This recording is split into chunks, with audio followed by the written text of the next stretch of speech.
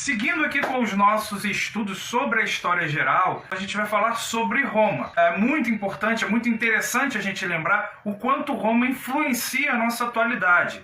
A gente tem a influência da nossa cultura, né? Por exemplo, a gente tem as arenas de futebol, as arenas de outros esportes, isso vem da época romana. A gente tem o direito, a presença do direito romano que influenciou e influencia muito o direito atual.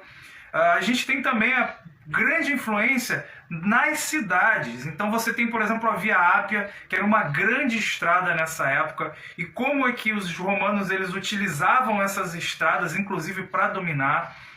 Você tem a presença do urbanismo, né, da urbanização, da arquitetura romana, fatores que influenciam a nossa realidade atual, como, por exemplo, a língua latina. Então nós temos a língua latina que vem desse período.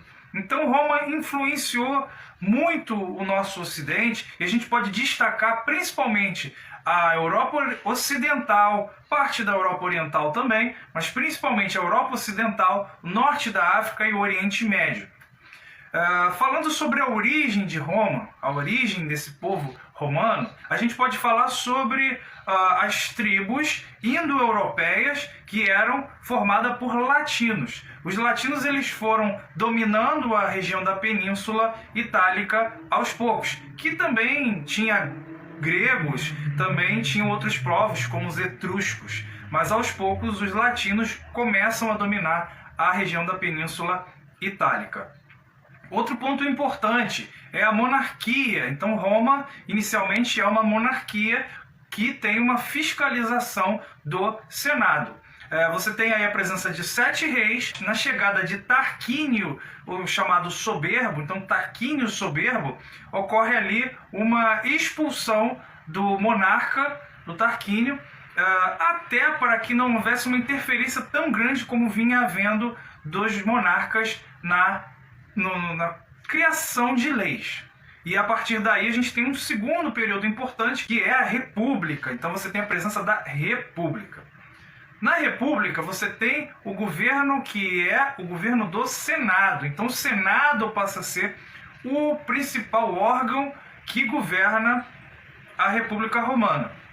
Você tem a presença de cônsules, que são os presidentes, que lideram o Senado. Você tem a presença de pretores, que são administradores da justiça. Você tem os censores, que fazem o recenseamento de Roma. Dentro desse contexto, começam a haver alguns conflitos entre dois grupos sociais de Roma, que são os patrícios, que eram quem tinham mais poder, mais dinheiro, e que controlavam, comandavam realmente o Senado, comandavam Roma, e os plebeus. E os plebeus que costumavam ser subservientes dos patrícios. Então vão acontecer alguns conflitos. Esses conflitos vão acabar gerando uma crise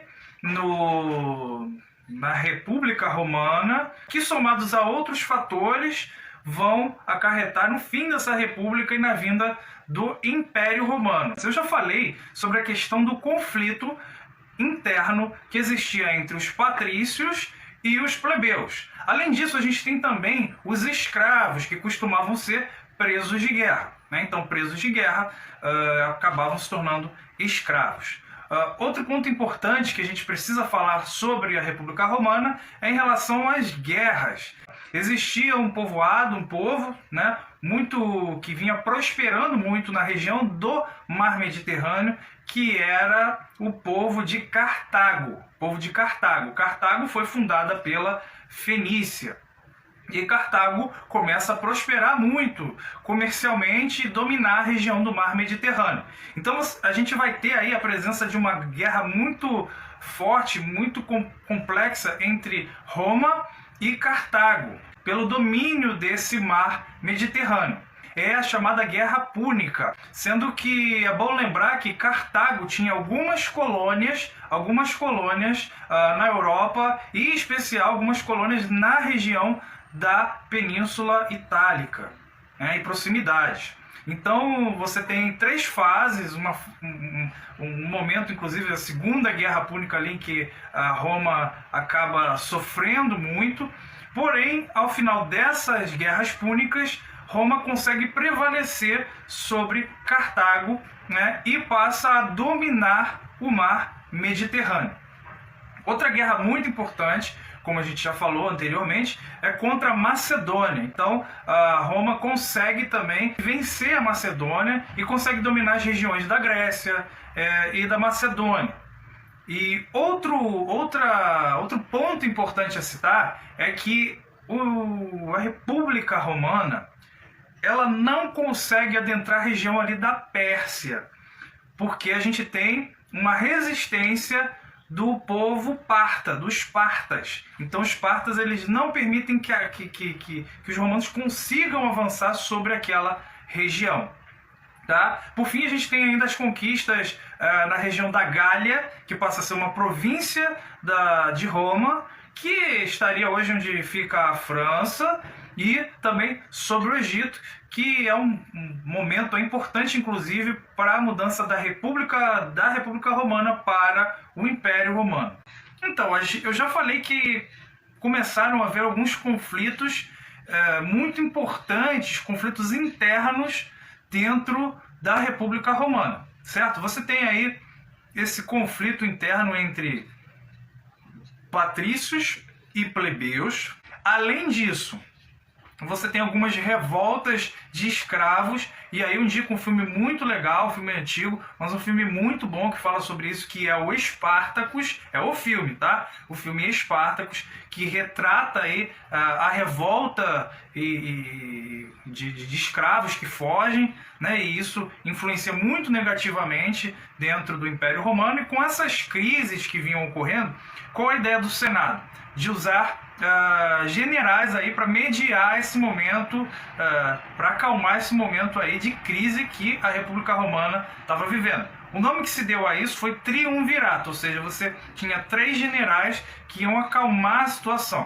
Só que isso acaba culminando com a vinda do Império Romano. A gente tem Otaviano. Otaviano era o sucessor, era um herdeiro aí do Júlio César, que se autoproclamou ditador vitalício. Então a gente tem o Otaviano. O Otaviano, ele consegue algumas conquistas e acaba pressionando o Senado para que ele dê o título de Augusto, que significa divino. E aí cabe um parênteses aqui para falar um pouco sobre a nossa realidade atual. Quando eu falo de Júlio César e de Otávio Augusto, tem um ponto muito importante.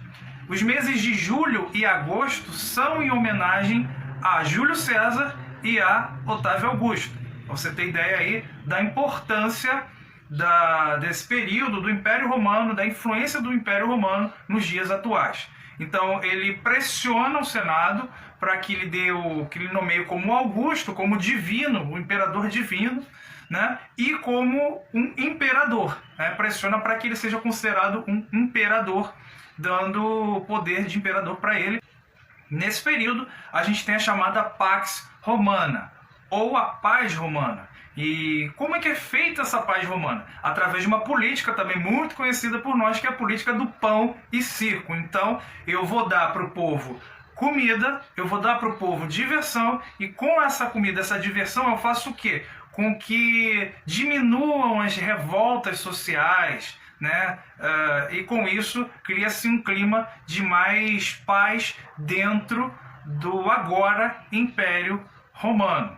É bom, interessante também a gente falar sobre esse período aí dos imperadores, né? A gente tem um período de imperadores que alguns imperadores, alguns períodos de imperadores, eles vão ser períodos em que os imperadores vão estar mais submetidos ao Senado e mais interessados em fazer com que ocorra o crescimento comercial de Roma.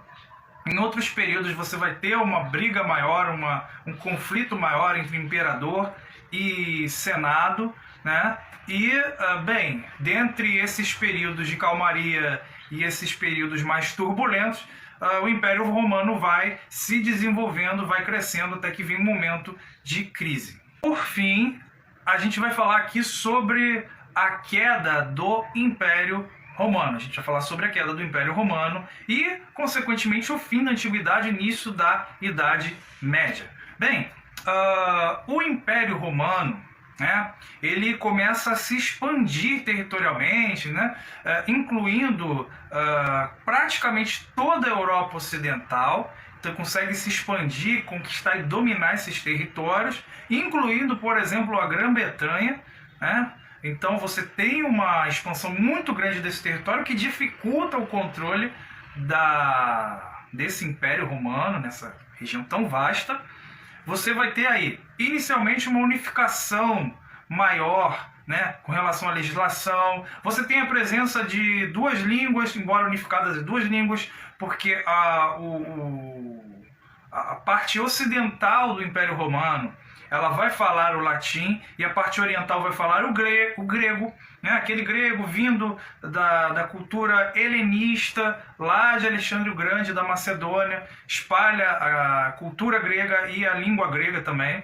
Porém, essa expansão que alcança praticamente toda a Europa Ocidental, alcança o norte da África, chega até a Ásia, partes da Ásia, né? O Oriente Médio, você vai ter aí um período de crise, vai começar a ter um período de crise. É muito difícil controlar um território tão grande, tão extenso como esse. E isso vai ser um dos motivos para a crise romana, para a crise do Império Romano. A gente tem também um ponto muito importante que é o crescimento do cristianismo e alguns valores ali do Império Romano que não são harmônicos, que não condizem com os valores cristãos. Isso também vai ser uma questão importante. Você tem uma perseguição ao cristianismo pelo Estado de Roma, alguns períodos de maior abrandamento dessa perseguição, alguns períodos mais ferrenhos, até que quando vem o imperador Constantino, vai haver uma abertura política de você poder professar a fé cristã no território romano. Um ponto importante também a ser abordado é a questão da unificação. Em um determinado momento, o território está tão grande do Império Romano que ocorre uma divisão administrativa. Não é uma divisão do Império Romano, mas é uma divisão para administrar melhor esse território tão vasto. Então é criado o Império Romano do Ocidente, que era o local de origem do Império Romano, e o Império Romano do Oriente, que é muito importante mais à frente aí na fase da Idade Média. Tá? Então ocorre essa divisão, vai haver uma reunificação, mas novamente ocorre uma nova divisão. Inclusive o Constantino, esse mesmo Constantino, ele vai na cidade de Bizâncio tornar aí a cidade de Bizâncio como capital do Império Romano e dar o nome de Constantinopla. E essa é considerada a fundação do Império Bizantino. Por fim, enquanto o Império Romano do Oriente, aí com capital em Constantinopla, ele não sofre tantos ataques, invasões, né? O Império Romano do Ocidente, ele vem sofrendo muitas invasões e essas invasões vão aumentando cada vez mais, as chamadas invasões bárbaras, né? Invasões germânicas. E isso vai acabar, quando eles chegam e invadem Roma, vai por fim a esse período iniciar o chamado período da Idade Média, pondo fim inclusive ao Império Romano. Gostou desse conteúdo? Se você gostou, curta e compartilhe para que alcance mais pessoas e a gente se vê numa próxima.